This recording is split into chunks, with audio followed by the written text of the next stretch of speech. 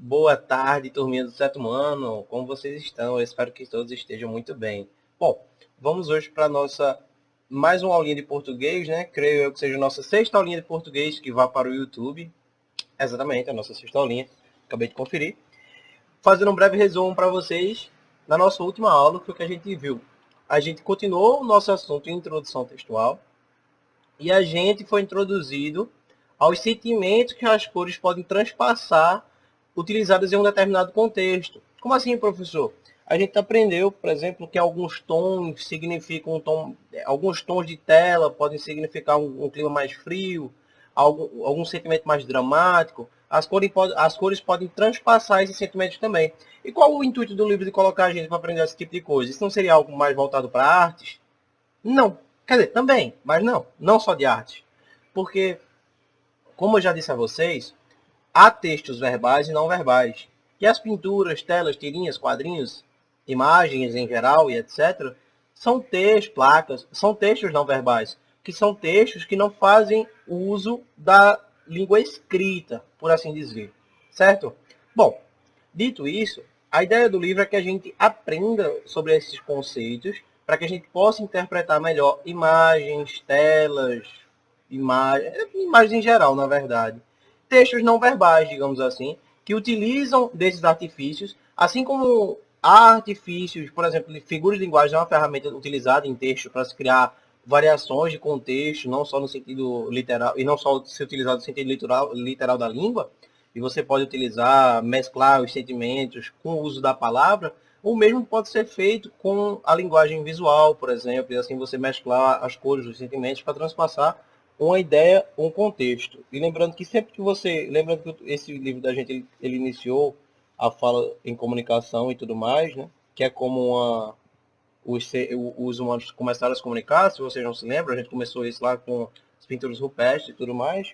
A ideia do livro é transpassar essa ideia de comunicação. E quando você estabelece, quando você consegue transpassar a mensagem, você estabeleceu uma comunicação, certo? E é isso que o livro quer que vocês entendam. Que mesmo que as imagens não aparentem, elas são textos sim. E são chamados de textos não verbais. Por isso que a gente vai estudá-los. Bom, dito isso, eu espero que vocês se lembrem que a gente parou na página 29, naquela atividade do que tem sobre o quadro de O Grito, né, de Edward Munch. É uma pintura famosa durante o período do expressionismo. E o que acontece? A gente vai dar continuidade exatamente lá, certo? A gente vai para a página 29, para a sessão do Trocando Ideias. E eu espero vocês lá, tá bem? Vamos agora para a primeira transição.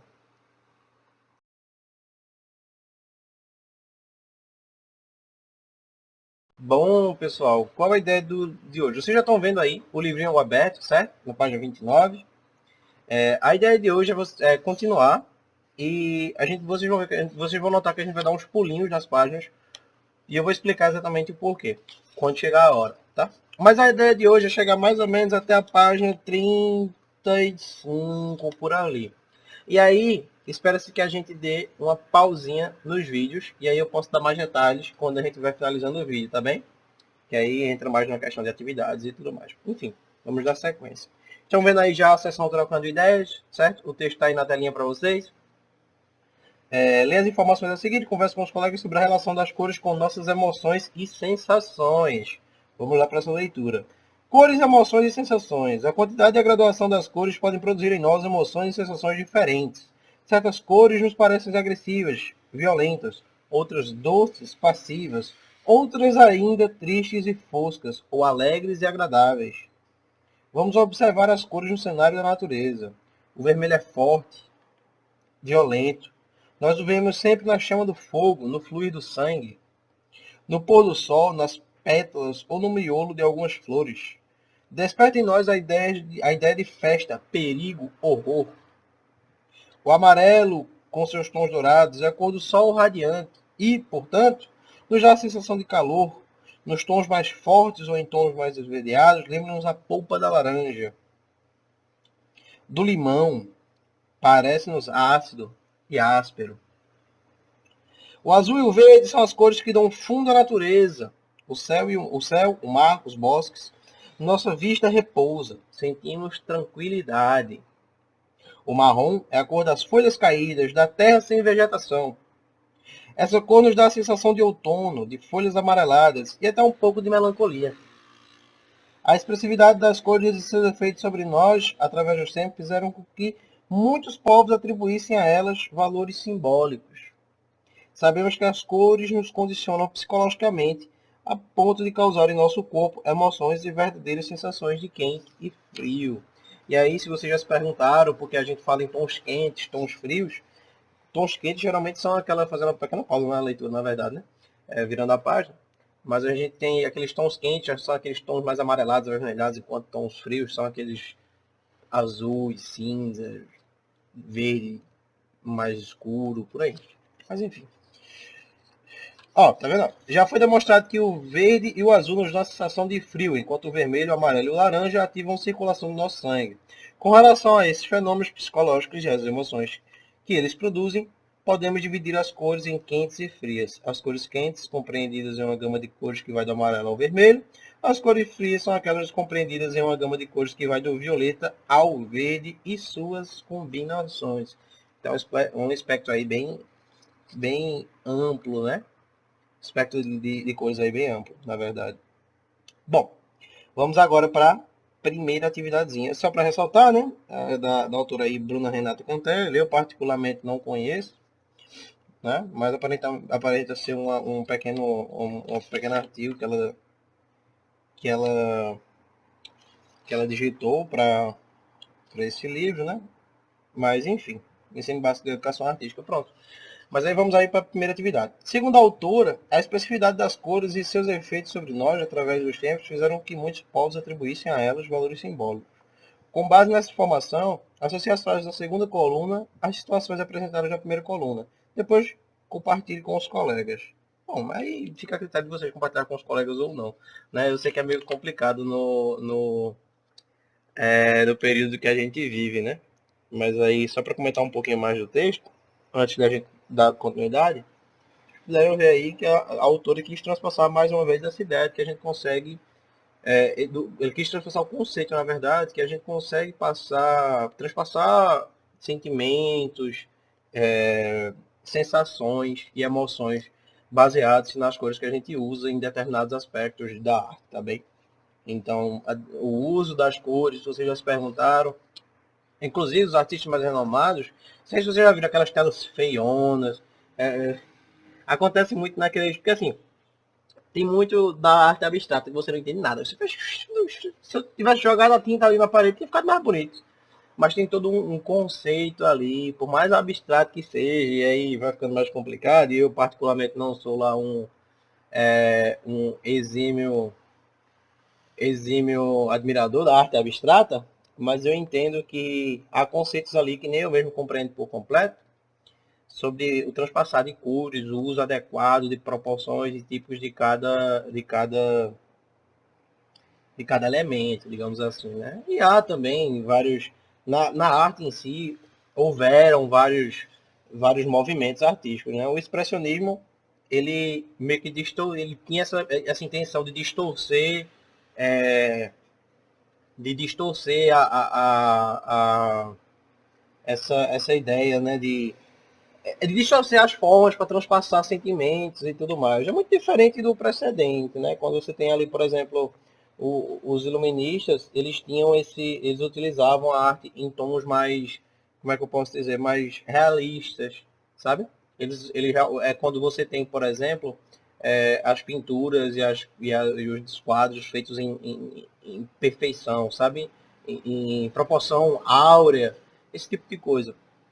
Bom, mas deixa eu ver o que mais eu posso acrescentar para vocês. Ah, sim, lembrei de algo.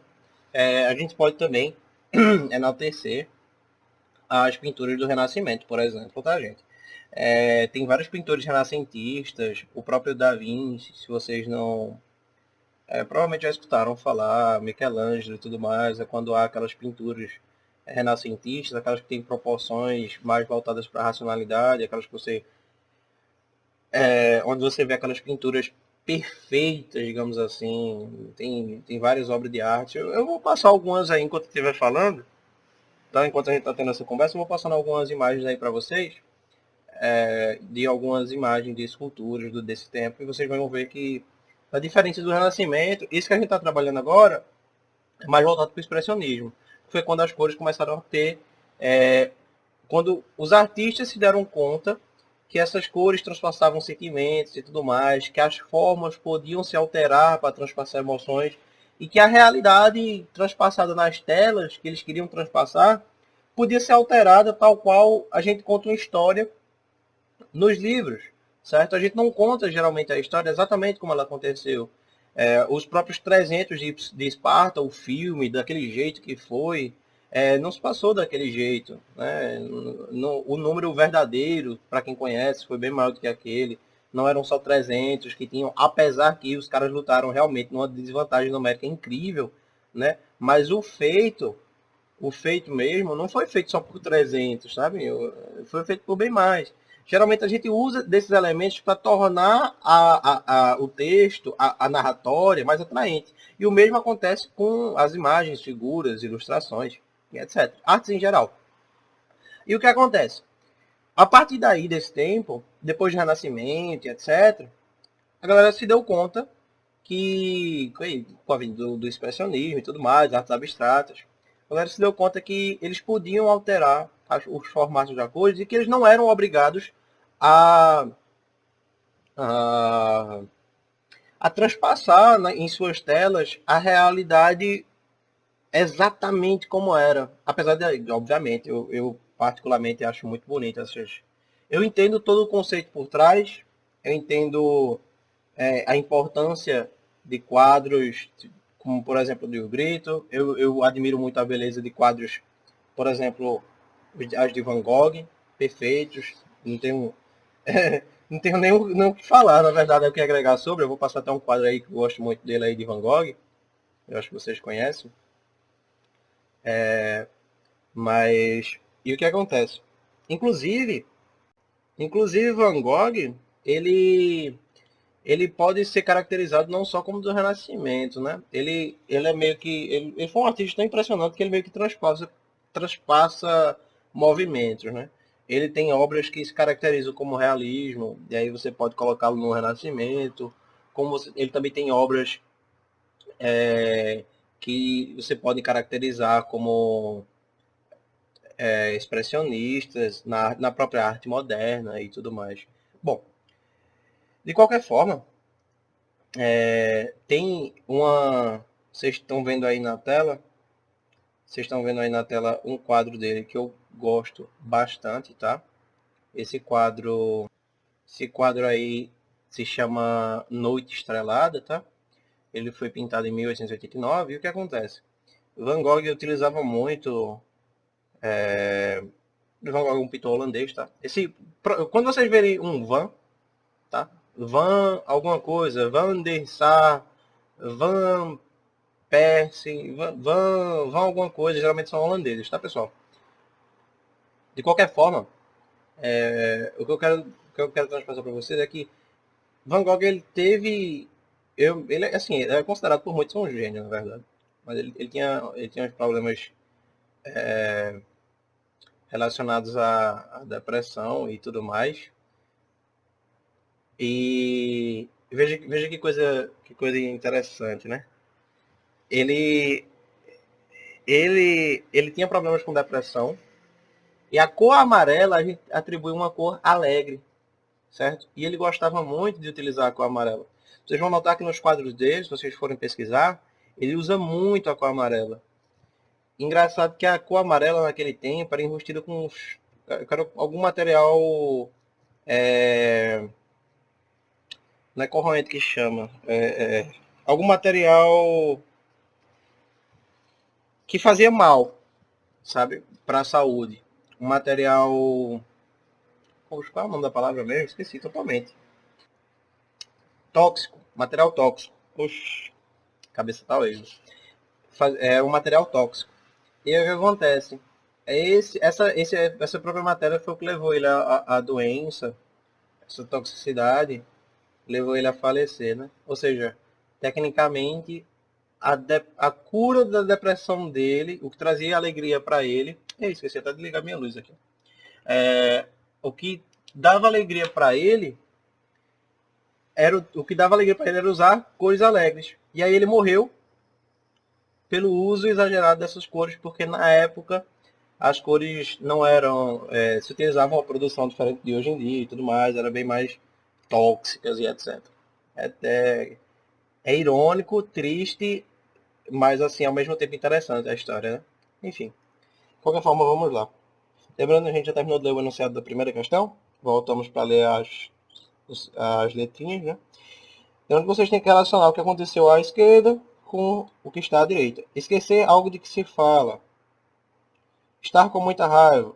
Quando estamos de bem com a vida. Quando alguém fica com medo e desiste de enfrentar uma nova situação. Um jovem que ainda não está preparado para enfrentar a vida. Ter uma visão romântica da vida.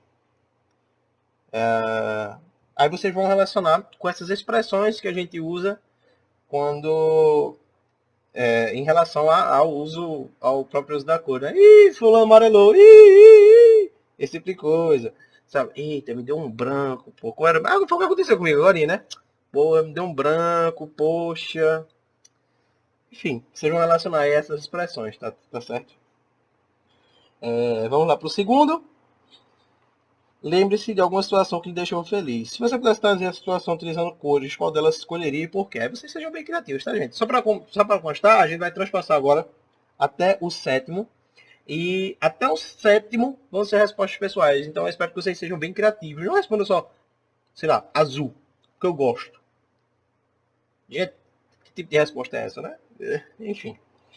Sejam criativos na resposta de vocês, né? Deem-se esse trabalho enorme de escrever uma resposta de 3, 4 linhas aí. Enfim. Você concorda ou discorda? Terceiro, tá, gente? Você concorda ou discorda do efeito das cores em nossas emoções e sensações? Explique. Aí fica a critério de vocês. Mais uma vez, resposta pessoal. No texto, a autora apresenta os sentimentos que despertam as cores. Né? A outra versão. Vermelho, festa, horror e perigo. Amarelo, calor, azul. Amarelo, calor. Né? Azul e verde, tranquilidade. Marrom, um pouco de melancolia. O que você pensa sobre isso? Justifique. Aí você vai transcrevendo aí seus sentimentos e pensamentos aí. Essa é a resposta, tá bem? Quinto, você tem a sensação de frio com as cores verde e azul? Conte aos colegas suas experiências com essas cores. Mais uma vez, uma resposta pessoal. Mas aí, em vez de contar aos seus colegas, você transcreve, tá? Mais interessante. Se a gente tivesse em sala de aula, a gente fazia um pequeno debatezinho. Ó, e aí? E tu, Flávio? E tu? E tu? E tu? Como a gente não está, a gente se contenta com as nossas respostas no caderno e nosso grupinho secundário do WhatsApp, tá bem? Bom, e aí, de forma análoga para quem não sabe, é mais ou menos, quer dizer, de forma semelhante, tá? Com o mesmo, é como se eu estivesse refazendo a pergunta de forma análoga, só que para outro contexto. E com o vermelho e o laranja, sente calor? Conta aos colegas suas experiências com essas cores. Vocês vão fazer a mesma coisa, certo? Se vocês quiserem debater um pouco no nosso grupo secundário, estamos abertos para tal. Se bem que vocês são bem tímidos em relação a isso, né? Eu tenho notado. Enfim. Sétimo, em sua opinião, o que a autora apresenta, se relaciona com os efeitos provocados pelas cores usadas na tela, o grito? Explique. Aí fica a critério de vocês, né? Mas a gente pode transpassar em alguns aspectos, né? Sobre a tela, o grito. O cara usa, o Edvard Munch, ele usa umas cores em tom meio cinza, né? Um tom que transparece uma melancolia, uma angústia, certo? Dá para notar. Até pelo próprio padrão de distorção. Bom, e aí chegamos naquele momento que eu disse a vocês que a gente ia dar um pequeno salto. Hora da pesquisa. Eu não acho tão interessante vocês fazerem agora, certo? É consumir tempo de vocês que eu posso estar cobrando de outras formas, digamos assim, né? Infelizmente, nessa situação, nesse cenário, a gente tem que otimizar todo o tempo que a gente tem. E vamos lá, né? Na trilha da oralidade também, seria muito interessante trabalhar com vocês, entrar em contato com a professora Verônica, né? Trabalhar, que eu acho que a professora Verônica, né? Que ensina artes a vocês. entrar em contato com ela, trabalhar essa natureza da oralidade, fazer uma pequena exposição, seria muito enriquecedor para todos nós, tá? Eu garanto, assim, eu confesso que me enche os olhos, mas infelizmente no cenário que estamos é meio que inviável, então a gente só vai seguir adiante. Dito isso, a gente pula para a página 32 e vamos ao primeiro da sessão reflexão sobre o uso da língua, certo? Formas nominais do verbo, infinitivo, participo e gerúndio. E aqui eu gostaria de fazer uma pequena introdução, né? Se vocês, olha, presta atenção no que eu vou dizer agora. A gente vai fazer uma pausa na segunda, na semana que vem, na segunda-feira, para que vocês possam fazer uma atividade para fixar esses conhecimentos, digamos assim. Certo? Bom, dito isso, voltando ao assunto, e aí eu já prevejo que eu vou ouvir 300 shows diferentes, porque eu sempre peço para vocês escreverem as partes de gramática, né? Mas enfim. Enfim. Formas nominais do verbo, infinitivo, participo e gerúndio. Releia os trechos a seguir. Extremos da crônica Comunicação, apresentado no início do capítulo, observando as formas verbais, destaque. Beleza. É importante saber o nome das coisas, ou pelo menos saber comunicar o que você quer, ou pelo menos saber comunicar o que você quer. Que os estranhos da pontuação, gente, para mim cabia uma vírgula, enfim. Imagine-se entrando numa loja para comprar como é mesmo o nome? Uma espécie de, como é que se diz? De suco. Um suco onde encaixa outra ponta, a pontuda, de sorte que o negócio, entende? Fica fechado, é isso. Eu não estou pensando em nada, cavaleiro. Cavalheiro. Tem mais de uma peça. Já vem montado? É inteiriço. Tenho quase certeza que é inteiriço. Ficou faltando aí os parentes também. Não foi transcrito. Esse trecho aí não foi transpassado exatamente igual o texto lá no início, não. Estão faltando algumas pontuações aí. Mas enfim. O interessante é vocês se atentarem aos verbos, tá? Saber a utilização das comunicações verbais aí. Saber comunicar, entrando, comprar, fechado, pensando, montado. Lembrando que a gente já teve, a gente estudou bastante classes gramaticais, então espero que vocês entendam já o que é um verbo. Se vocês não lembraram, eu posso dar um pequeno resumo. Verbo é aquela palavra, aquele tipo de palavra que exprime uma ação em uma determinada frase ou um determinado acontecimento. E geralmente a gente pode classificar geralmente não, a gente classifica em três, né? Conjugações, em três conjugações, do tipo a primeira, a segunda e terceira, no qual a primeira são os verbos terminados em a, a segunda é e o, e a terceira ir. E são verbos, por exemplo, cantar, exprimir uma ação, cantarolar, pular, crescer, envelhecer, dormir, exigir, existir, pôr, compor, contrapor, expor. São todos verbos, tá, pessoal? E verbos também que exprimem ações e acontecimentos do ambiente, por exemplo, chover, ensolarar, enraizar, enfim. Palavras que exprimem ações que podem ou não estar acontecendo, geralmente não, são verbos, tá? Bom, dito isso, vamos lá para a letra A. Quais das formas verbais destacadas parecem não estar conjugadas? Tá. Lembrando que conjugada é quando você está flexionando o verbo, certo? Por exemplo, se eu quero conjugar o verbo dormir, eu durmo, tu dormes, ele dorme, nós dormimos, ele dorme. O que acontece? Aí o verbo está todo flexionado. Qual é o verbo puro? Verbo no infinitivo, né? Digamos assim. É o dormir, certo? É quando a gente chama de verbo impessoal, verbo infinitivo no impessoal. Infinitivo impessoal, é isso. Quando você flexiona o verbo, a gente chama de verbo no infinitivo pessoal. Quando você não flexiona, a gente chama de verbo infinitivo impessoal. Mas, geralmente, se abstrai, do mesmo jeito que você faz na matemática, você abstrai, a gente chama de abstração de linguagem, certo? Geralmente a gente já diz, o verbo no infinitivo. É ele meio cru, né? Mas enfim. Eu creio que o livro aborda isso lá na frente. Aborda sim. Pronto. Aí vocês vão dizer aí, escrever os verbinhos que não parecem estar conjugados, né? Flexionados para cada pessoa. Ou seja, são aqueles verbos crus. Cantar, pular, com a terminação A, E, I, O. Não tem UR, tá? A, E, I, O. E engraçado, fazer um pequeno relembro a vocês que os verbos, os livros geralmente não...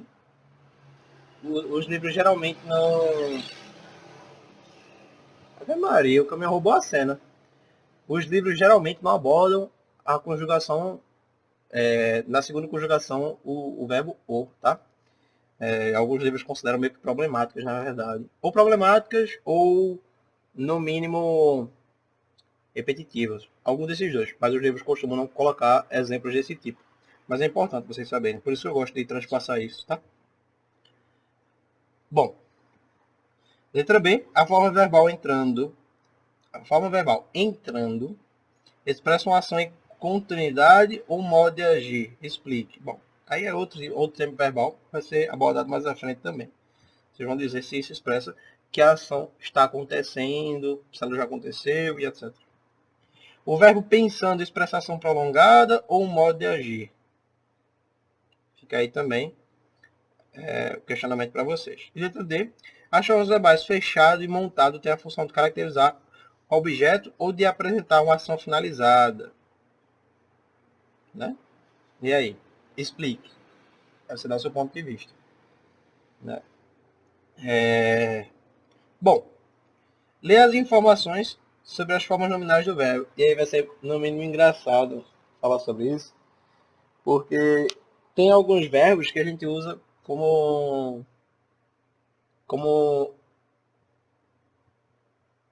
adjetivo. Só que eles não deixam de ser verbo. Na verdade, eles são verbos, mas a gente chama de locução adjetiva. São conjuntos de outras palavras, mesmo sendo verbos, e aí eles dão um tom de adjetivo. E aí eles são sempre ligados ao sujeito por um verbo de ligação. Professor, não entendi nada que o senhor falou. Exemplo. Montado é um verbo no particípio. Montado. Agora, quando eu digo a mesa foi montada.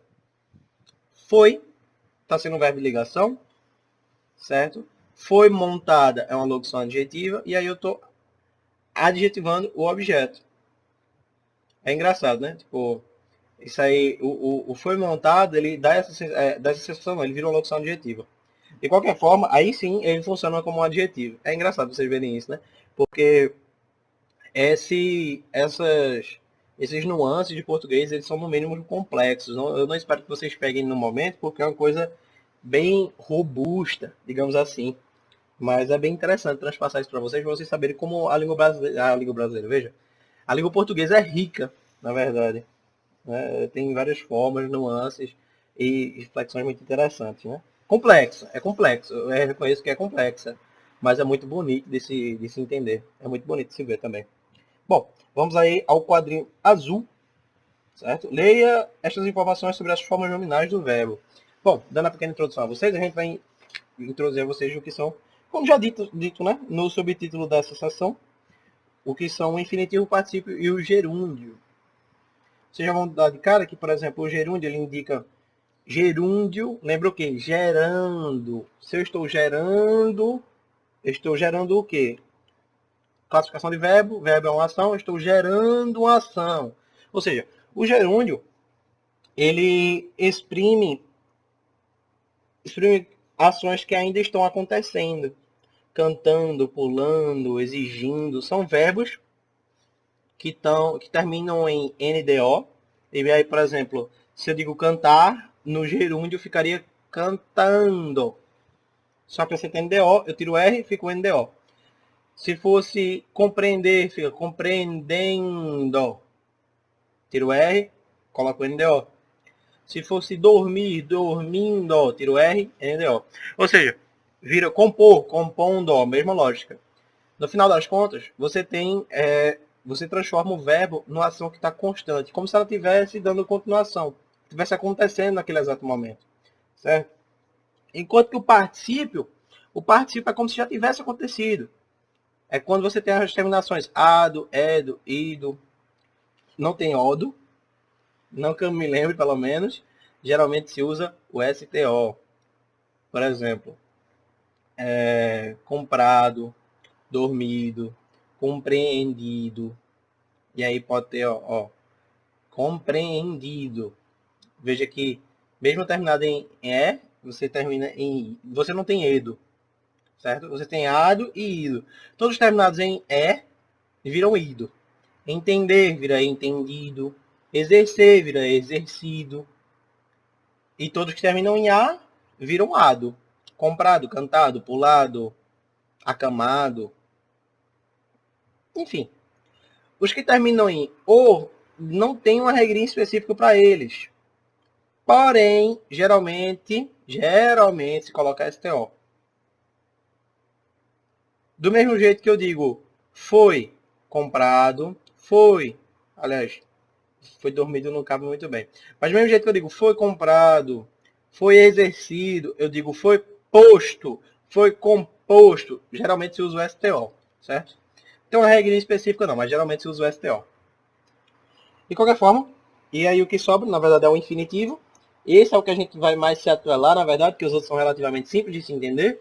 O infinitivo é o que vai mais dar probleminhas para vocês, né, em termos de exercício e tudo mais. Porque é onde a gente estuda a conjugação dos verbos no infinitivo pessoal. E por que, professor, chama pessoal? Porque você flexiona ele de acordo com as pessoas do singular e do plural, os pronomes pessoais, certo? Então, já que você flexiona de acordo com os pronomes pessoais, por isso que se chama particípio pessoal. Ou particípio não, desculpa, infinitivo pessoal. O infinitivo impessoal é aquele verbo cru, cantar. É só o AR, certo? Vamos lá ler essa pequena explicação e aí a gente faz as atividades. Eu creio que não dê, na verdade, para fazer as atividades. A gente termina o segundo, certo? A gente termina o segundo e a gente finaliza o texto. Acho que dá mais sentido. A gente explica, finaliza e aí eu dou as diretrizes do que a gente vai fazer. Bom, os termos infinitivo, particípio e gerúndio são denominados formas nominais do verbo, porque podem desempenhar a função de substantivo, adjetivo e advérbio. Vejam só que interessantes, tá? São as formas nominais. Eu creio já ter abordado isso com vocês. Ou estou enganado? Não, estou não. A gente viu sim. Viu sim. Tenho certeza que eu fiz uma atividade com você sobre isso. Eu lembro muito bem do choro. Exatamente. Lembrei-me de vossos choros. Lembrei sim. A gente fez sim essa atividade, não foi? Verdade. Bom, de qualquer forma, isso é muito bom, porque a gente não precisa mais parar e aí pode dar continuação no livro. Isso é muito, muito interessante, na verdade. Então vamos fazer o seguinte: vamos só ler o quadrinho azul para relembrar, certo? E aí a gente pode terminar esse segundo, vai? A gente termina o segundo. A gente pode, vamos fazer o seguinte: vamos terminar até a página 34, aí fica todo mundo tranquilo. Beleza? Não. Vamos terminar a sessão? Vai. Dá tempo, vai. Sejamos francos. A gente já viu, o assunto já foi trabalhado, vocês estão craques, eu confio no potencial de vocês e é isso. A gente só está perdendo tempo porque eu estou conversando muito. Mas vamos lá, né? O termo infinitivo, particípio e gerúndio são denominados formas nominais do verbo, porque podem desempenhar a função do substantivo, adjetivo e advérbio. Já foi trabalhado com vocês. Naquela atividade que vocês falaram bastante. O gerúndio indica uma ação prolongada ou em continuidade, mas também pode ter função de advérbio ou de adjetivo em muitos contextos. Nas locuções verbais, vem acompanhado de um verbo auxiliar, como em estou entrando. No gerúndio, os verbos terminam em NDO, aqueles exemplos que eu dei para vocês. O particípio indica uma ação acabada e pode ter função de adjetivo, caracterizando o substantivo. Na noção de verbo também vem acompanhado de um verbo auxiliar, como em tinha fechado, tinha, havia montado. No particípio, os verbos terminam em ado e ido. No caso do o, terminado em STO, geralmente. O infinitivo é a forma verbal apresentada pelos dicionários e que mais se aproxima do substantivo. Pode ser classificado em infinitivo impessoal, verbo não flexionado, e infinitivo pessoal, verbo flexionado. O infinitivo pessoal é usado em geral em situações em que há um sujeito definido ou em que se pretende definir um sujeito. Exemplos: pedir para eles venderem um objeto. É essencial os clientes saberem o nome do produto que desejam, certo? Bom, No infinitivo impessoal, o verbo é empregado habitualmente em locuções verbais e quando não há sujeito definido. As terminações do infinitivo impessoal são a para os verbos da primeira conjugação, para os verbos da segunda conjugação e para os verbos da terceira conjugação. Exemplo, bom, preciso saber mais sobre o a, essa coisa. Tenta escrever outra vez. Não, escuta aqui, vamos tentar de novo. Né? Aí vocês puderam ter um pequeno relembre sobre aquela atividade que vocês choraram bastante. Lembrando dor e sofrimento aí para vocês, né? Uma pena. Retome a frase a seguir e depois responda as questões que se seguem a ela. Imagine-se entrando numa loja para comprar como é mesmo o nome? Letra A. O que é preciso observar para identificar a forma nominal entrando em sua função do verbo? Exemplifique. Bom, aí o que é que acontece? Veja. Ele quer que você diga qual é o tempo verbal e como você... Porque assim, ele diz que geralmente, eu meio que já vou dar a resposta, esse tempo verbal é acompanhado de um verbo auxiliar. E aí não foi utilizado. Mas aí você consegue perceber que esse verbo é de tal tempo. Aí vocês vão explicar o porquê. Ah, o verbo tal é de tal tempo e eu descobri por conta disso aqui, disso aqui, disso aqui. Ah, porque a terminação é essa, esse tipo de coisa. Letra B, nessa frase, o termo comprar tem função de verbo ou de substantivo. Exemplifique. Não está bem claro aí, na verdade, o que o verbo quer dizer. Lembrando que o substantivo geralmente dá nome às coisas somente, né? Enquanto que o verbo exprime uma ação. Então está bem na cara aí a resposta. Terceiro, releia a fala de Suyá no quadrinho a seguir. Finalmente vamos saber o que significa aquela buzinação toda. Copie a locução verbal presente nessa fala. Tá, o que é locução verbal? São um conjunto de palavras que dão uma ideia única. Por exemplo, vou entrar, foi montar, vou comer, estou indo. Ou seja, são dois verbos que transpassam a sensação de um único verbo. Isso a gente chama de locução verbal, certo? Essas palavrinhas, não precisa ser exatamente dois verbos, tá? Mas em 99% dos casos vocês vão ver dois verbos e a gente chama de locução verbal. Dois verbos que exprimem uma única ação, mesmo sendo verbos diferentes, tá? Por exemplo, foi, composto, dão a sensação de uma única, por exemplo, o verbo ir no passado foi, é uma sensação. Compor é outra totalmente diferente. Mas, quando você utiliza das duas, foi composto, você tem uma única sensação de que algo foi composto. Bom, e aí vocês conseguem identificar, com essa explicação, quem é a locução verbal, certo? São dois verbinhos aí. Reescreva a fala do personagem, substituindo essa locução verbal por outra forma verbal, composta de apenas um verbo. E aí vocês vão pegar e vão substituir de acordo para manter o sentido da frase, certo? Vocês vão pegar essa locução verbal e vão trocar o tempo verbal, tá? Vão acrescentar aí e vão flexionar, enfim, fazer o que tiver que ser feito para dar sentido a essa frase e vão reescrevê-la, certo? 4. Lê os quadrinhos a seguir. Eu vou estar ficando louco. Alô? Puxa, ainda bem que atendeu. Não estava mais suportando aquela musiquinha. Alô? Trocaram a musiquinha. Que maldade, velho. Se vocês entendessem, assim, vida de adulto é mais ou menos isso. Quando você tá tipo, de boa, aí teve a pausa. Aí você, alô, alô? Aí começa de novo a musiquinha de elevador quando você tá esperando alguma coisa para resolver. É horrível, horrível, horrível, horrível. Mas enfim, né?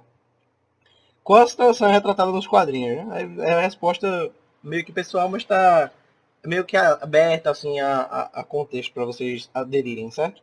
O que pode provocar o humor. Eu acho que eu meio que entreguei isso aí também. Enfim. Releia o título dos quadrinhos. Letra C. Que formas nominais você encontrou nesse título? Transcreva-as. E aí você vai retirar os verbos, certo? As formas nominais. E vai transcrever o tempo verbal. Ah, eu achei isso aqui, esse verbo. E esse verbo, entre parênteses, está no X tempo verbal. Ponto. Aliás, ponto não, vírgula, né? Porque tem mais de um. Aí depois ponto. Em sua opinião, na frase eu vou estar ficando louco, o gerúndio é usado de maneira correta? Aliás, de maneira adequada? Explique. Essa é a resposta pessoal. Vocês vão ter uma coisa... A gente vai trabalhar isso um pouco mais à frente, mas eu quero que vocês entendam o seguinte. A língua, apesar dela ser complexa, ela é robusta o suficiente e ela é enraizada na gente o suficiente para que para que a gente em sons cacofônicos, eu vou explicar já o que é essa palavra.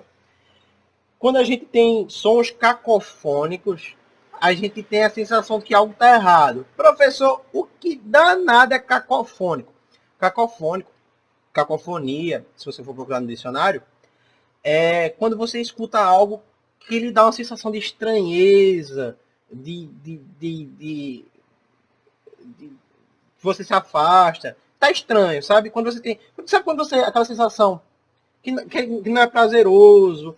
Porque cacofonia, na verdade, pode ter mais de duas vertentes, na verdade, de resposta. Por exemplo, arranhar as unhas naqueles quadros antigos, passar o garfo no prato, aquele som de. Pronto, aquilo ali é um som cacofônico, que lhe dá agonia. Mas aí, quando você tem esse estranhamento, que a língua não lhe encaixa direitinho, que quando você lê, eu vou estar ficando louco, você diz, no mínimo, estranho, velho. Tá estranha essa frase, tá estranha. Por mais que você não seja um exímio conhecedor da língua portuguesa, você vai dizer assim, pô, tá estranho. Então o cara não sabe disso, eu tô ficando louco. Que é o que a gente mais escuta. Ele disse, eu vou estar ficando louco.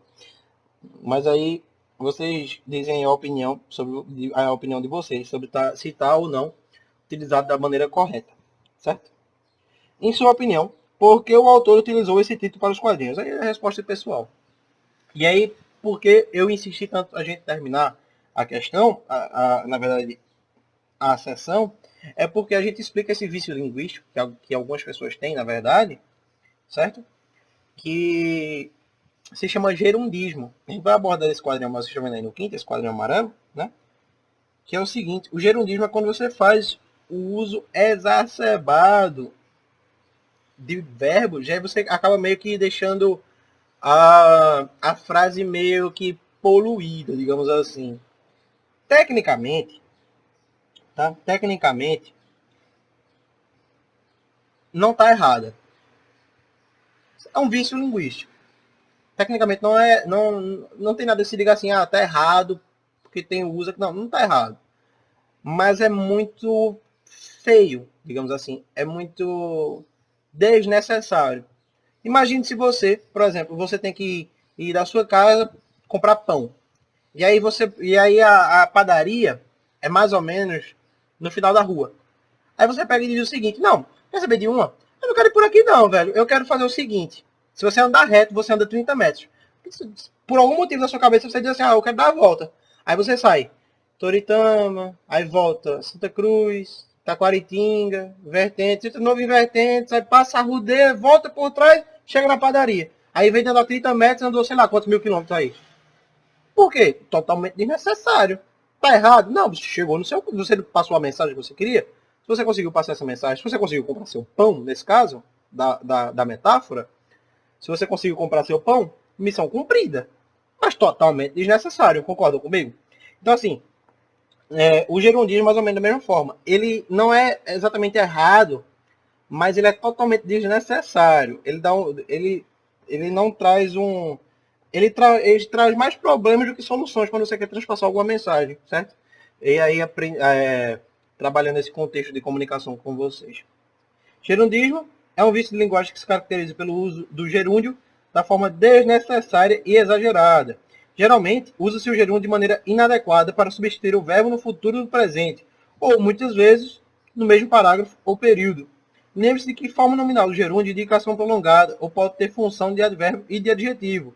Para evitar o gerundismo, use o tempo verbal adequado às ações futuras. Se o uso for exagerado, substitua o gerúndio pelo advérbio correspondente. Reescreva o título, e aí é a última atividadezinha, né? Eu vou estar ficando louco, substituindo os termos em destaque por verbo ou locução verbal no tempo futuro. E aí, fica aí, lembrando aí, tempo futuro, futuro do presente, certo? Ou então utilizando uma locução verbal no futuro também, para dar essa ideia de que vai acontecer. Fica aí as respostas de vocês para reescreverem esse título, ok? Bom, dito isso, deixa eu dar mais um exemplo aqui para você, só para a gente finalizar. Um outro exemplo, assim, um exemplo famoso de gerundismo, assim, não é tão famoso na nossa região, mas provavelmente se via bastante. Eu vou estar fazendo. Ah, hoje eu vou estar fazendo isso aqui. Não posso não. Tu pode. O que é que tu. O que é que tu tá comendo? Hoje. Não, o que é que tu vai comer mais tarde? Eu vou estar comendo. Se Deus quiser, eu vou estar comendo sushi. Que é sexta-feira. Sexta-feira é dia de sushi. Veja, eu vou estar comendo. Veja que. Em vez de você só dizer, eu vou comer sushi, não. Eu vou estar comendo. Eu sei que a gente não tem esse costume. Mas certamente vocês já escutaram algumas expressões próximas disso. Certo? Bom, vamos agora para a última transição e a gente faz as conclusões e agradecimentos. E aí eu repasso para vocês as próximas diretrizes, ok, pessoal?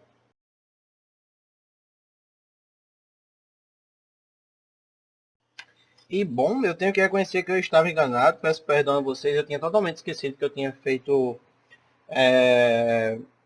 a atividade de formas verbais. Eu poderia ter jurado que era em outra turma, mas aí quando chegou a hora eu realmente reconheci que era que o choro era de vocês, né? Eu lembrei. Bom, dito isso, eu peço perdão pela confusão. Já adianto que, já que a gente já fez essa atividade, eu peço a vocês que estudem ela, certo? Além das atividades que a gente fez hoje. Lembrando, tá? A gente fez hoje a atividade da página 30, 1, 2, 3, 4, 5, 6, 7, certo? E primeiro da página 32, segundo, terceiro, quarto, quinto, em diante, e a gente finalizou, né? Essa reflexão sobre o uso da língua. A gente parou antes de iniciar na página 35 aplicando conhecimentos. Então, eu espero todas essas atividades no meu privado, lá no grupinho, de forma que vocês desejarem da forma que vocês desejarem mandar para mim, certo? Bom, dito isso, a gente não vai, dado que a gente já trabalhou essas formas verbais, eu peço a vocês que estudem mais uma vez esse papel, certo? Essa atividade, estudem, pelo amor do Santo Pai, essa atividade, que é muito importante. As provinhas estão chegando, certo? Já elas estão aí batendo na porta. E quando elas chegarem, eu quero vocês bem craques, na verdade. Ok? E lembrando que vai ter questõezinhas, sim, de verbos e tudo mais. Bom, dito isso, o que acontece? A gente não vai trabalhar tanto gramática mais durante um bom tempo, certo?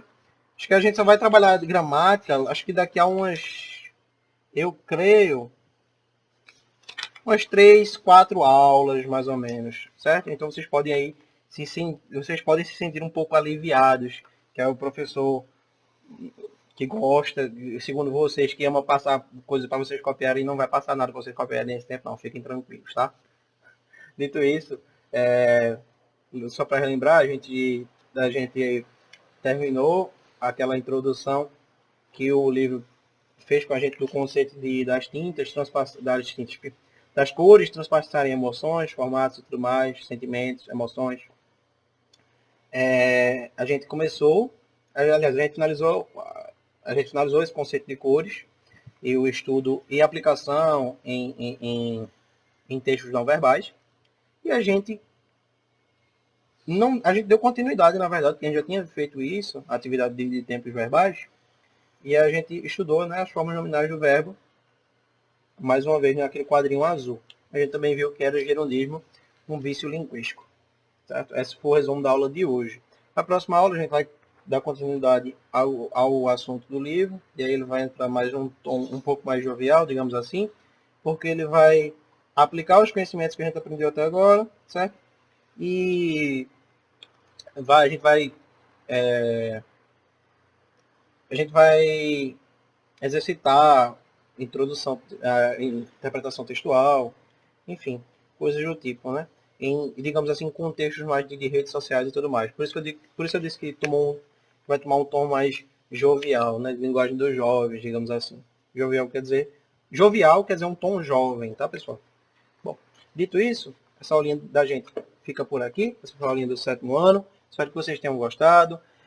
Desejo a vocês todos bons estudos. Qualquer dúvida, estarei lá no grupinho secundário da gente para tirar todas as dúvidas de vocês. Dito isso, até a próxima e um grande abraço. Tchau, tchau.